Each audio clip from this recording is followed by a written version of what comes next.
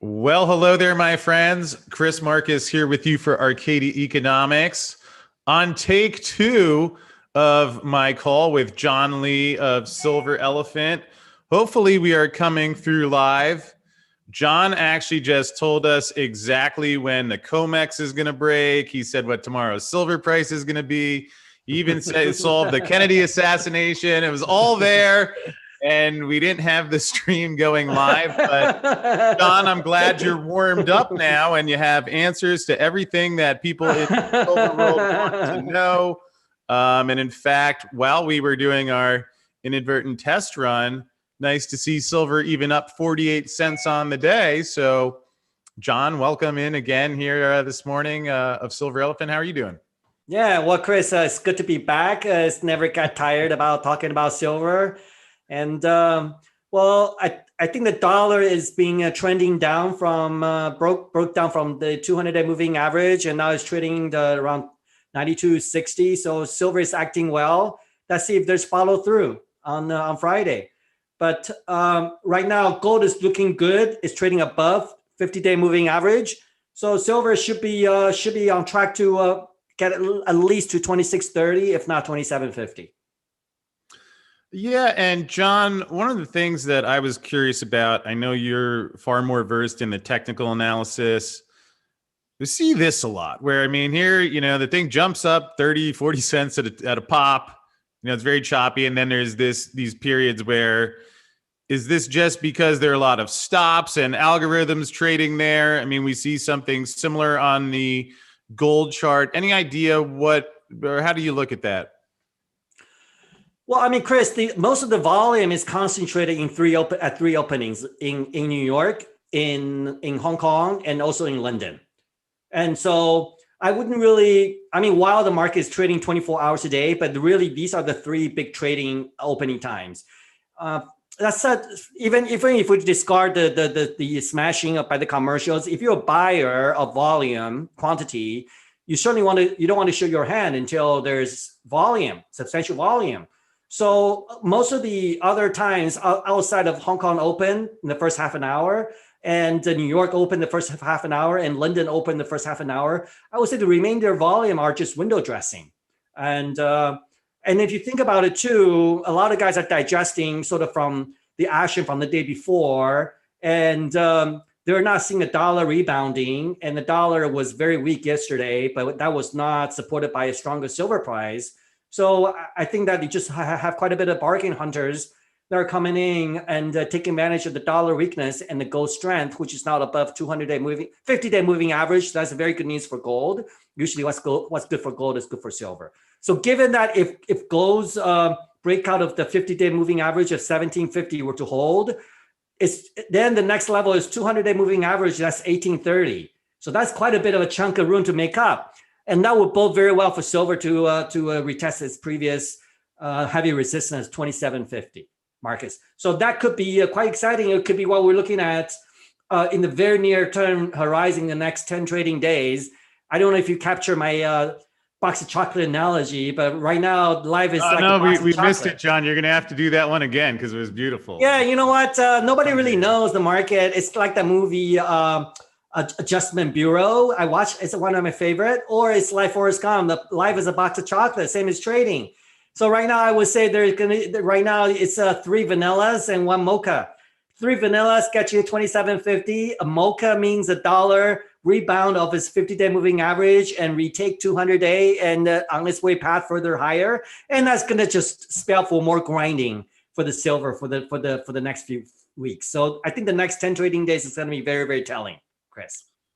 So I guess the direct question to hit our headline here today, should people be watching for the spoof hammer to drop in our near future, or is it, we've seen how, you have 2 up days in the same week often, it's like, watch out for the fastball in the ear, but what do you think you're seeing? Well, I think, Chris, depends on, I'm a CFA, so it depends on risk tolerance. The standard answer is your risk tolerance, your time horizon, and your diversity, and the main two, right?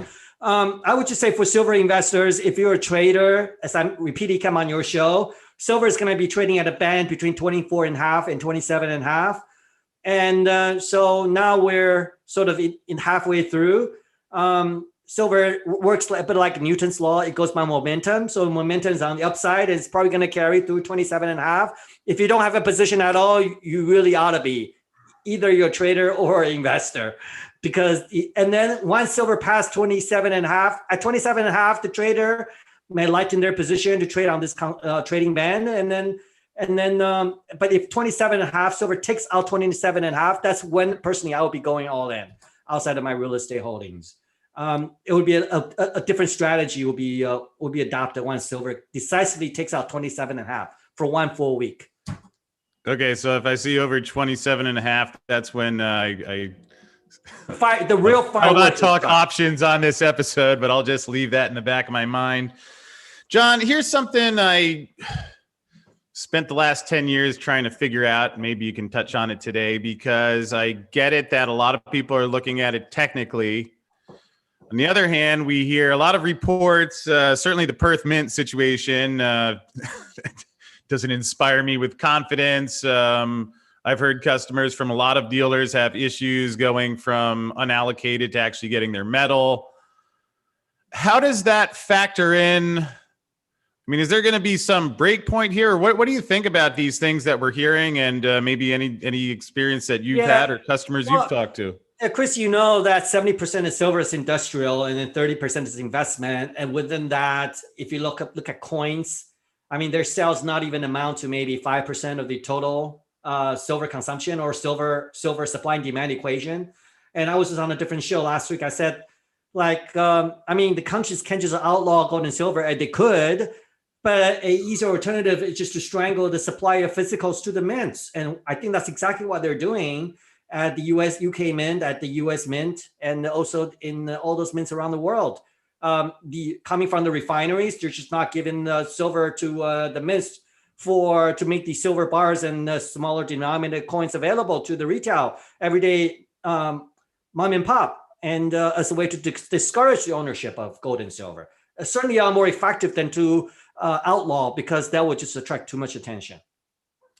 Yeah, and that's one of the questions that with the Perth Mint, I don't understand what the guy's so unhappy about, that people are buying his product. I mean, I don't know, like 99.9% of people I've met on the planet, their dream is to make enough money so they can go to a beach and do nothing for the rest of their life. And here this guy is in conditions where, I mean, they says they have plenty of metal, yet they put limits on it. And then he calls his customers keyboard thumpers or warriors, and it just... Chris, what are you going to say? He's going to say, oh my God, I'm out of silver. Please don't redeem your capital pool. And I'm calling the 911s for the guys above to get a lifeline.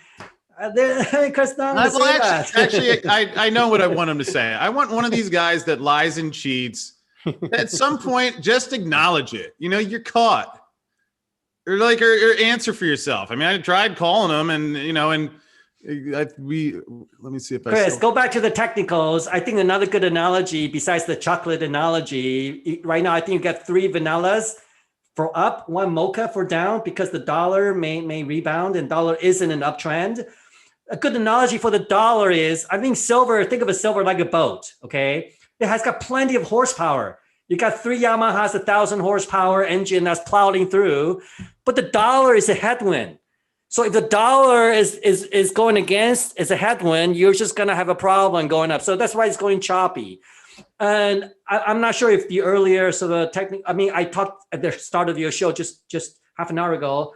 And if you draw some analogy and parallels to the 2009 financial crisis, the dollar, after the dollar peaked at the peak of the crisis, and then dollar then bottomed, and then it was 1 year for the dollar to rebound back its previous crisis peak.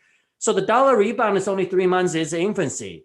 However, it's showing signs of weakness. So that's just telling you the fundamentals for gold and silver is a lot stronger than the last run, certainly. And we just got to wait for the dollar to confirm its breakdown below 200-day moving average, or it's going to rebound back up as 50-day. We're going to see that if the dollar is going to break down its 50-day moving average, which is around 91.53, or it's going to resume its rebound back above 200-day, and that will be 93.20, 93.30. So it's really the proof in the pudding, in my view, is the dollar, because that's going to be the headwind. Once the headwind is removed, Chris, I can easily see silver go back to 27.5. However, I think the caveat is the silver is certainly capable of overriding the headwind. It's done that before with Reddit. So I think that's what makes the market interesting. But the next 10 trading days shall be watched closely. Well, I will be darn excited to see how they go. I've heard a lot of people who are thinking April could be a volatile month, so I don't claim to know, but I just like to listen. Here's another fun one for you, John. We've talked about this before, but pulling up the Bitcoin chart where you can see Bitcoin, I think it got up to 65,000 yesterday. It was over 64 at least. Yes. So if you scroll back here, if I go back to 2016, I believe it was Bitcoin was $500. So that would make at today's price a 124 bagger in just the last 5 years alone. And we have silver, which, I get it that most people aren't into it. Not everybody thinks silver is cool, amazingly as that could be. But I would suggest that anyone who actually has not like anyone actually understands what the Fed is doing, but like anyone who has any semblance of remote clue, when they see the stuff out of the Fed, they buy silver the most. So I would say what people who actually understand inflation turn to the most is half of its 2011 high and then half of its 1980 high. Whereas Bitcoin here, we can go farther back. Here's 2000. You could go farther back. Do you think we'll have silver get a multiple anywhere in this ballpark? Well, Chris, I started tracking Bitcoin when Bitcoin was $5 a coin. I think it was like 5 years ago. So, it was a little bit painful to watch. I think at the start of the show, I talked briefly that gold is acting quite weak, below 200-day. It's never happened in a rebound in the 2011 financial crisis. So in my view, there's some money that was allocated to gold and silver that went to Bitcoin. And as you know, something around 80, 90%, maybe even more of the volume in the equity market is the algo. I would not be surprised similar amount of trading in the futures market. So, these guys don't have patience. Not a lot of people are fearless and patient like you in silver. They got stopped out and move on to the next one. However, you know what? The encouraging sign is when silver gets past 27 and 50, you could see the algos plow back in, right? They're indiscriminate. They don't subscribe to any particular theory. They're unidirectional. And regarding the months, used to be selling May and walk away, as you and I know, Chris, the proverbial saying. But it didn't work last year. Silver was up, in July, so we could be having a deja vu again.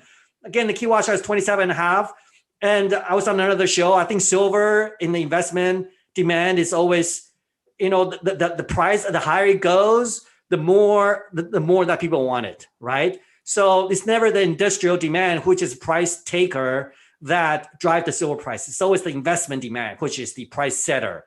So as silver gets more volume, gets more momentum, more people are going to pile on. And I think on Bitcoin, I was just a couple of things. I was just watching the Dutch tulip back in, I think it was 1700 or 1800. It went from nothing to 50,000 gilts, and it took only 6 months for the thing to crash. And incidentally, it was a removal of the margin. And it was the Black Plague that prevented people from going to the market and bidding. So there's some analogous similar parallels. I think in the case of Bitcoins, a lot of the Bitcoins, over 70% is tethered and the USDC. It'll be interesting to see the volume of those stable coins versus dollar and fiat currencies accounting for Bitcoin's trading volume. So the fiat ratio has got to go more. If you have these stable coins continue to dominate 70, 80% of the Bitcoin trades, it's not really dollar price you're looking at Bitcoins. It's the tether units, right? So let's see. Let's go ahead and see. I don't have a call on Bitcoins, but silver is looking the higher silver, the higher Bitcoins go. I think it's also going to take silver along for the ride. They're because they do share a common, a small set of investors do overlap for Bitcoins and silver and gold.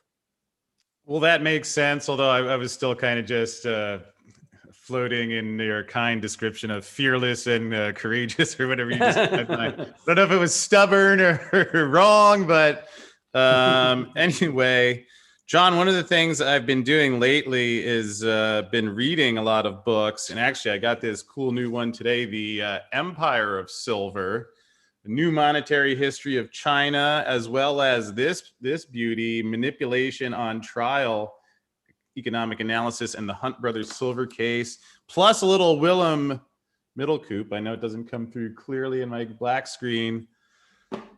Edition, I found Jerome Smith's Silver Profits in the 80s quite intriguing because, you know, he was talking about the same things then in 1980. And actually, I've changed my opinion. I mean, it seems to me if the COMEX and CFTC hadn't changed the rules back then, that silver was probably going to go higher in 1980 than the $50.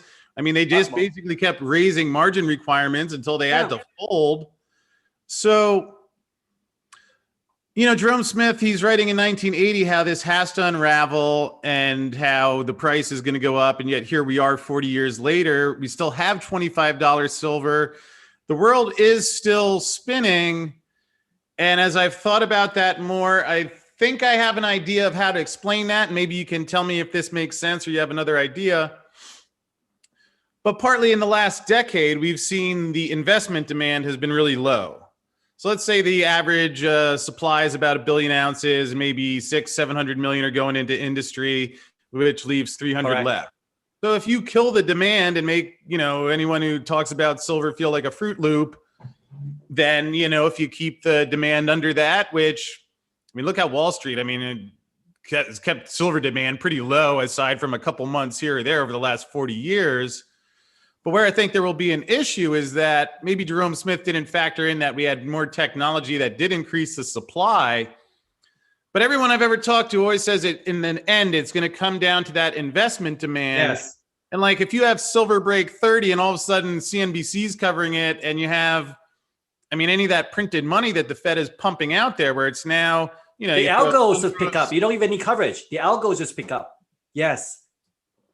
So, I mean, what happens then? And is that what finally breaks this when, and is that why we've seen what I would call a criminal cover-up, especially over the last couple of months, but over the last couple of decades? Because once that happens, you know, that's what I've always expected, that there'll be some sort of break. Well, Chris, it's called Kick the Can Down the Road.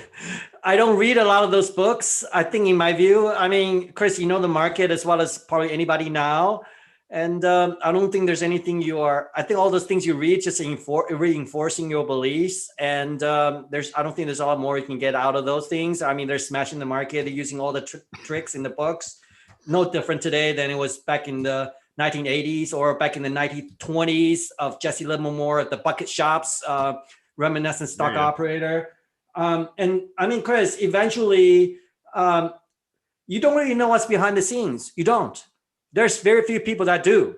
The commercial banks, the feds, the really big players are plowing in billions of dollars in hoarding physicals. I'm sure there are a few of those.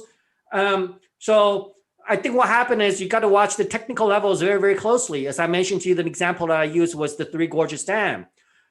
Physical demand certainly is on the rise, and the dollar is weak. That's providing the tailwind to the commodity market, attracting more speculator investments and all walks of life. So you got to watch out for that 27.5. When that gets taken out, I think we're going to have a watershed event, not unlike last July, when silver went from 14 to 30 in a hurry. Also, not unlike back in 1980, when silver went from 15 to 50 in a hurry. Well, the tagline was the Hunt brothers back then. They were trying to corner the silver market. And also not unlike in 2011, when silver went from $15 to $50 because, quote unquote, Eric Sprott might have been doing it. We don't know, okay? But I'm just saying when the thing does happen and when the market is led to restore its fundamentals, you have more supply, more demand over supply. If that supply overhang is removed for whatever reason, you're going to have some major fireworks. And then if you look at ratios, Chris, you know I track ratio quite closely. Right now, gold to silver ratio is around 70. That's a historical norm. So that's not pinning into undervaluation of the silver relative to gold, but I think gold is undervalued. But if you look at compared to silver to say copper and say oil, I think silver is got to really already taken out of 27.5 to be trading around $50 range. But then, whether silver is going to be 50 or 100 or 35, given the entire silver annual production is 1 million ounces, that's $30 million. That's nothing. I mean, if you look at Bitcoin's IPO Coinbase, that's like $100 billion. That's like, holy cow, that's 4 times the silver production. So you really don't have a say. And I'll just say, let's play it by year, one level at a time. And the next major level is 27.5. I think the market, if the dollar doesn't rebound like tomorrow, you could be looking at 27.5 literally, within 3-4 trading days. These sort of market readjustment happen very, very quickly. And I'll just say, and if 27.5 is overcome, you gotta have a position and just hold on to it. Otherwise you're gonna trade yourself out of your position. Well, I think that's all well and good, although you keep bringing this crypto talk up, and I wonder if that means you're ready. What we talked about a couple months ago, are we ready to start going to some Bitcoin conferences with if you're looking for the next Bitcoin ... marketing material, are we when are we doing that? Well, you know what? There is a blessing in hindsight, right? There is a blessing in disguise, because Bitcoin has taught the public about mining, digital mining. So you can easily draw that analogy, and silver is not a difficult story to tell. It goes into everyday electronics, semiconductors, and so it's not some abstract concept. And if the mom and pop, the regular guys can subscribe to abstract concept like a Bitcoin, which is not in existence physically, I don't think that silver is a leap of faith. I think what really needs right now is for that price action to affirm to the fundamentals. And there's no question in my mind, there's an incredible amount of management happening right now. And then a lot of the guys that know fundamentals of gold and silver, but they were discouraged as they were stopped out by the likes of Jeff Gundlach, no less. So there's a lot of guys that are watching the market, and they're just waiting for the moment for that watershed event.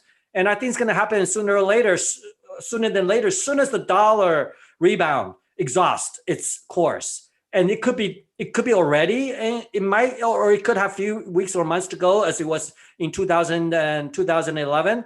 So the judge is still out, and then we just have to draw the chocolate tomorrow morning, see whether we get a vanilla or get a mocha. Yeah, well, I'm thinking about dining at the Silver Stock Buffet myself, which is looking pretty delicious this morning, as you can see here. Good day for a lot of the silver companies. There's Silver Elephant, nice up 2.439% there, my friend.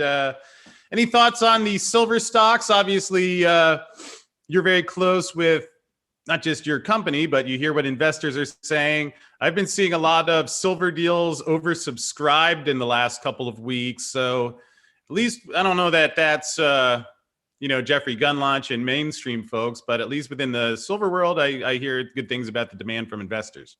Well, you know what, Chris? There's a few very good things that we're getting. Our phones are ringing again for the last 3-4 days.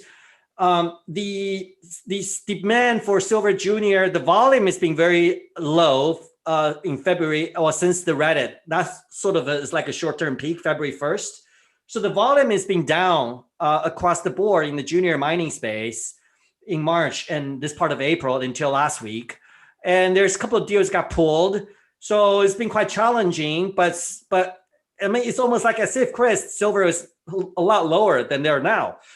So it seems to me that there's quite a number of, feel for maybe the silver is really his bottom. But I like what I see, Chris, because you're not seeing crazy rise on the silver on the silver uptick. So that just seems to me that the speculation sort of fever is very low right now. Nobody really care.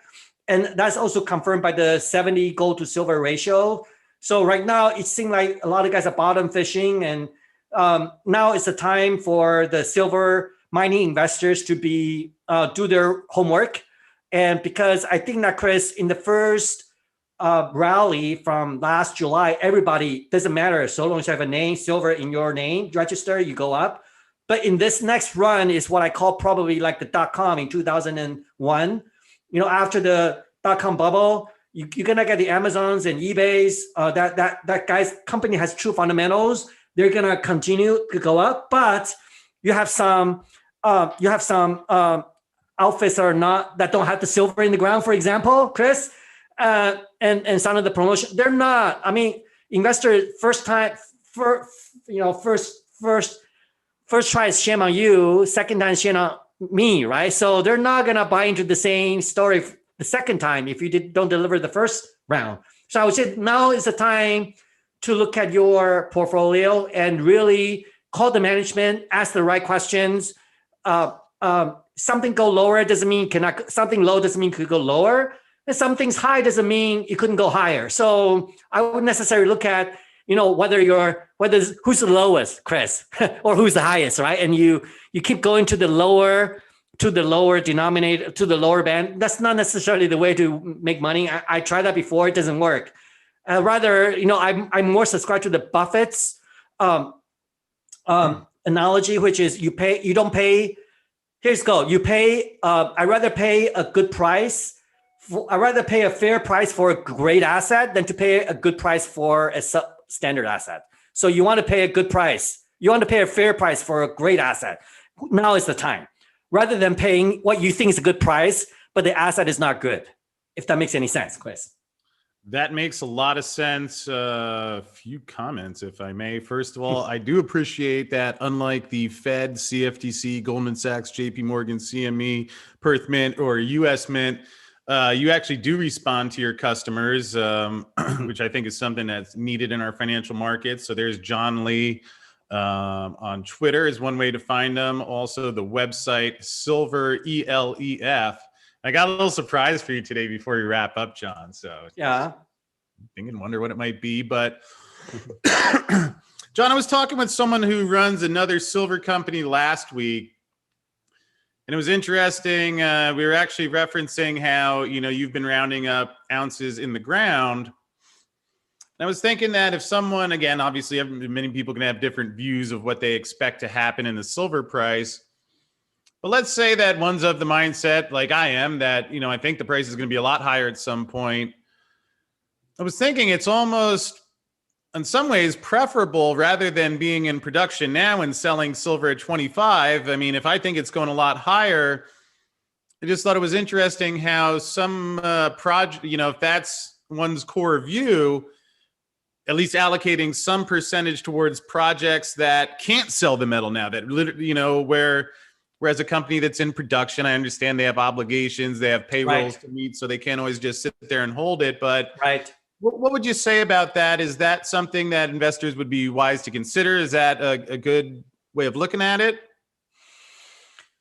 Depends on your outlook on silver and, again, your risk tolerance. I mean, we're in a junior sector. All these outfits you're referring to, including ourselves, Silver Elephant, we don't generate revenue. So we have to rely on a strong shareholder support to continue to fund the company. So the upside is obviously the silver in the ground and the chance of a discovery that is going to increase your value. And the downside is the dilution factor. It's kind of like options, the decay factor for options, and and there's no free lunch, right? For the silver junior companies, it's the same that we have to keep the light on. And John, yep. Excuse me 1 second. Just let me give you a clear so you can maybe comment on this specific. Certainly. Let's say that I think silver price is good shot of going up at least within a year, if not 3 years. So what if I aimed at companies that weren't in production?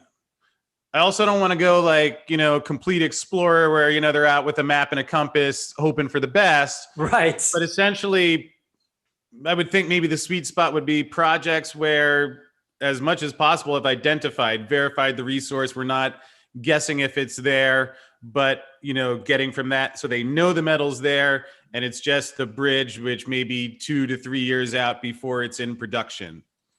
Yeah, well, Chris, I'm a CFA. I've done a lot of that before, tabulation leak and whatnot. I personally don't here's how I look at it, Chris. Let's just suppose, say you have 100 million ounces in the ground, like Silver Elephant. So you have 100 million ounces in the ground. Granted, there's going to be cost to dig it out of the ground and pay the tax and royalties, but that is just guidance. So if silver goes up $10, okay, so then the value of the silver you have in the ground went up from 100 million. That's That's $1 billion in increase in the value of metals in the ground, Chris. So that's just the way to look. That's the way to look at the value increase. Versus, Chris, you say I have 10 million ounces of silver in the ground, but I'm in production. So if silver goes to $10, the amount of metals in the ground increased by $100 million versus $1 billion. So that is a difference. Again, Chris, I want to preface by saying there's different things that come into play, right? For example, if the mine can never be put into production because of a permitting or metallurgical issues, then those factors go into play. So you have to apply the proper discounts for those. So, Chris, personally, I go for, and then obviously, Chris, there's these guys are very speculative guys where the drill hole plays. You try to figure out, you have one or two drill holes without a resource. Well, I think that is really for the guys who really know what they're doing, my point of view. I mean, even the best of the best. I mean, I talk to, I have a lot of acquaintance in the mining industry, and sometimes I talk to CEOs of $1 billion, $2 billion, $5 billion company. They also speculate like I am. Everybody does. And they will tell you that their confession to me, and they're being around for 30, 40 years. They said these guys like they don't like to invest in junior drill hole plays because they never knew what really is going on, Chris. So even the super experts don't speculate because it's a full-time job. You got to be very nimble. You got to interpret every batch of results carefully. And it's a full-time profession. So maybe I can allocate some money there, but I would probably inch more towards, as I said, companies with resources in the ground. And the best example, Chris, as I talked in one of my interviews, and it's available on our Silver Elephant website, is Silver Standard. I got into Silver Standard in 2003 when silver was $3, and their whole mandate was getting a lot of marginal silver projects, silver in the ground, and they went from 3, Chris, to like 45 in like 3.5 years. Never a penny of revenue. That's all they were doing, right? And then, I mean, but on the downside on that, Chris, the sword goes both ends. If you riding on the peak of the market, you're gonna get best bang for the buck because the story is gonna look incredible. You got 1 billion ounces in the ground, and silver is $50, so you have $50 billion of metals. But then on the downside, when silver started going down, the Silver Standard, it went from $45 back to the teens, right? So you got to be careful on both ends. On the production story, I think there's always investors for company that produce cash flow. So certainly it's appeal, but keep in mind that silver is a depleting industry. As you're mining silver, your silver resource is going down. So if you buy a producer, which is fine, but you just want to make sure the company has good assets that can continue to generate resources. And also talking to one of our shareholders, I look back in the past, there's a danger for the appeal for producer obviously is they're generating cash flow, Chris. But on the downside, they're making a lot of silly moves. Kinross spent like $3-4 billion bought Redback Mining. There's plenty of examples where majors in the heat of the moment overpay for junior companies acquisition of which just to replenish their reserves. And because they have to do that. And as silver gold prices go up, the fear of missing out, they tend to overbid assets. There are many examples of that. I can't think of them. I mean, there's and then Chris, there's also some junior producers that know their junior buddies and farm out their best assets. So you're banking on this asset to provide additional reserves for your producer, and all of a sudden got farmed out to some other guy. It's happened. Silver Standard is one perfect example to Pretium, right? It's a $10 billion asset they just gave for a song. Why? I don't know. But, that's for you to find out, to call the company. I don't own Silver Standard. And so I think for all the different categories of mining investments, they're all quite risky. They all have their pros and cons. But if you're betting on a lot higher silver prices, you certainly want to go for not so high quality mines because you're going to pay premium for them right now. You want to pay for maybe marginal mines, a lot of reserves, maybe not economic today, but they're going to become economic in the future. Because an ounce that's not economic today may got zero value for it, but all of a sudden silver went $10, the ounce value of that ounce went from zero to a fraction of that $10, whether it's $1 or $2 or $3 or 50 cents, but it's certainly better than now, which is nothing. Chris. Yeah, well, I appreciate that. A lot of good things to think about in there. And John, I know you've done this before, but significant enough. Perhaps you could run through again. Can you just explain, especially if folks are hearing about silver elephant for the first time, on that same spectrum where on one hand, you're starting a new project, just going and looking. On the other hand, you know what you have or it's in production. Can you put that in perspective so folks at least know what they're looking into when they dig into silver elephant? Yeah, Chris, we're in the bucket of, I wouldn't say a project generator or explorer. And I say that as Elephant today, we were frenzying acquisitions in the last 2 years. Today, we have over 120 million ounces of silver, 43101. Of that 100 million ounces is in the indicated category. So there's a high definition and confidence level. Elephant has 2.2 billion pounds, 2.2 billion pounds of lead and zinc. We have over 1 billion pounds of nickel and vanadium. So we are like a powerhouse in resources and reserves. And what we're doing now is developing more ounces. Well, I think, Chris, so we're in the camp. I mean, we have a lot of intrinsic value. And Chris, I can share that we're getting a number of unsolicited calls from bona fide major investors. There are, and the first thing, Chris, they say, John, I'm attracted to your asset because we're looking for something that's over 100 million ounces, Chris. And the reason majors look for that is the amount of effort that goes into permitting a mine, to amend community relations, to talk to the government, to set up an office, is the same, whether you're commissioning a 10 million ounce reserve deposit versus a 100 million ounce reserve deposit. And I can also tell you, just being in industry, the likes of First Majestics or Pan American Silver or Coeur d'Alene or Hecla, some of the silver big leagues, they're not going to look for assets that will produce less than 5 million. That doesn't have the potential to produce at least 5 million ounces a year. And the reason is quite simple. If their annual production is 30, anything less than 5 is not going to move the needle, Chris. And these are some of the criteria. If you ask, what is the exit strategy for my junior? Some of them say there's going to be production. Some of them discuss that takeout. Well, the takeout question to ask is, okay, what is your likelihood of developing 100 million ounce silver in resources and reserves? What is your chance of that? Is it 10% or 20% or 30%?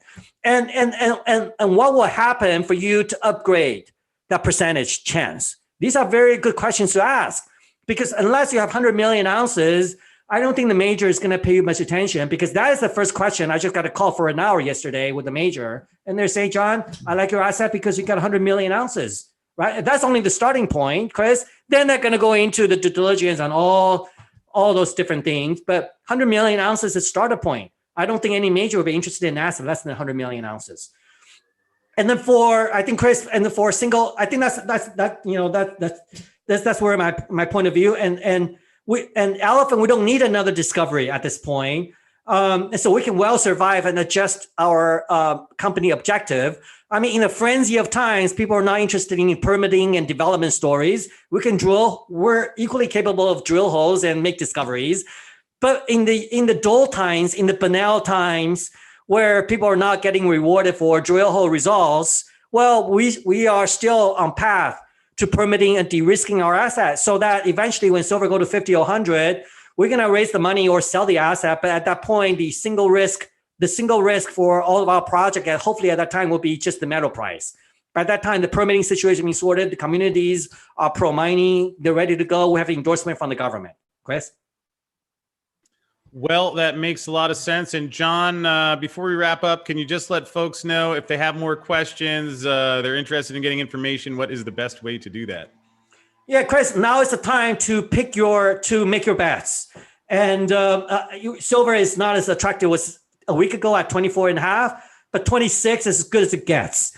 And you just don't want to get cute. For silver, for junior outfits, I would say call to the management. If you have a position in them, just ask the question, can you get 100 million ounces? What's your strategy of discoveries? How often do you visit the mine, for example? And how many geologists you have on staff? Do you have other projects that you're working on right now? Do you have other companies you're running on? So these are very important questions. I'm full-time at my job, and I tweet a lot. So check me out at just Google Silver Elephant, John Lee Twitter. You can go on our website, silverelephant.com. We trade a very good liquidity. We're OTCQX, one of the top 50 volume of the entire United States in over the counter. And the company traded 99.5 million shares in January and February. So some of that is lost a bit of money. They left, but now is a great time to establish your base because the company is certainly demonstrated the ability to market, attract quality investors, great set of assets. Personally, I couldn't ask anything more. Well, John, even though you can't ask for anything more, perhaps I'm gonna toss one last goodie into the pot. It's funny. Before we started, John said, "I have a feeling I know what you were up to," and I said, "Oh yeah, what's that?" He's like, "You're doing something about silver," and it's true. I've been doing a lot of online shopping. I think it's pretty cool that it's like I get that buy impulse when we get some, but I'm also making a great investment. So I wonder if some of these things will be available at some point. So anyway, as I was sifting through some online stores, I got one of these for you, John. And also we have a giveaway today for someone watching the show. I believe the link is in the description field below, or else it will be shortly. John, that's actually a silver elephant. You see that? Yeah, I have exact same coin, except they are kilo coins. They, after 3 months, finally got delivered. Oh, they're incredible. The guy with the 100 million ounces doesn't play around with the 1 ounce like me. He's got a bigger. How lovely. How lovely. How lovely. Well, John, yes? I'll send, or go ahead, please. Oh, how many are you giving away? We'll sponsor that. I got one, which I was actually going to send to you, but I'm going to buy another one that I'll send to you, and at least your kilo can use it as a coaster. And we have one to give away here. I'll tweet that link out to you after we wrap up as well, so that if people would like a nice silver elephant, we got you covered and look forward to getting. Well, Chris, in the last Silver Fest, which I certainly enjoy, is one of the show I thought was absolutely incredible. And, I was working 70 hours a week, and I spent Sunday afternoon literally on a 2-hour sleep with my PJs on the show. And I'm put on a shirt with my pants. So I love to come back to you and sponsor. We gave out 40 coins. I love to sponsor and give out more coins. And I think, Chris, whatever you send me, if I don't hear correctly, if you're going to send me a coin, that's going to be reserved for our shareholders in some sort of a giveaway in the future. But I think the guy's going to jump through some hoops, before they get the prize. Otherwise, it's too easy. Well, we will. We'll have a little time to figure that out before Silverfest 2.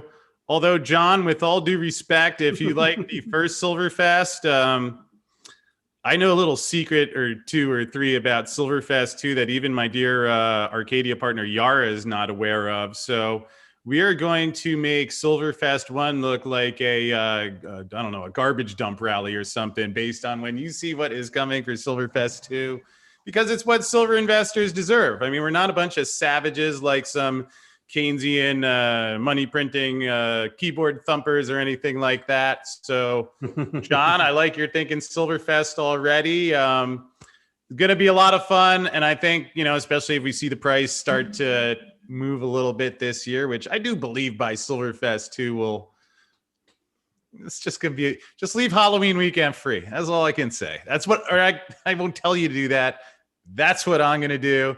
I think you'll enjoy being there. John, I'll look forward to seeing you there. And before we wrap up, I don't know if you've heard, I'm about 90%. I'm going to be heading out of the U.S. for a while. So hopefully we can hang in Bolivia, make some, if you're looking for the next Bitcoin signs. I got chalk, which is apparently great for marketing, I've been finding out. And again, just always appreciate you stopping. Yeah, Chris, don't be discouraged. There are plenty of other places out there in the world that are open for business. So if you happen to be one of those lockdown states, and there's really no difference between a lockdown and locked up, that there are plenty of other places to go. And so it's time to explore. See you on the other side of 27.5, Chris. Hopefully very soon to come on your show again. I'm going to go explore, and maybe we'll create Arcadia somewhere on the globe where people can live like normal without being hassled. And John, you're invited anytime. Thanks again for being here, and we'll look forward to checking in with you again soon. Thank you, boss. Right.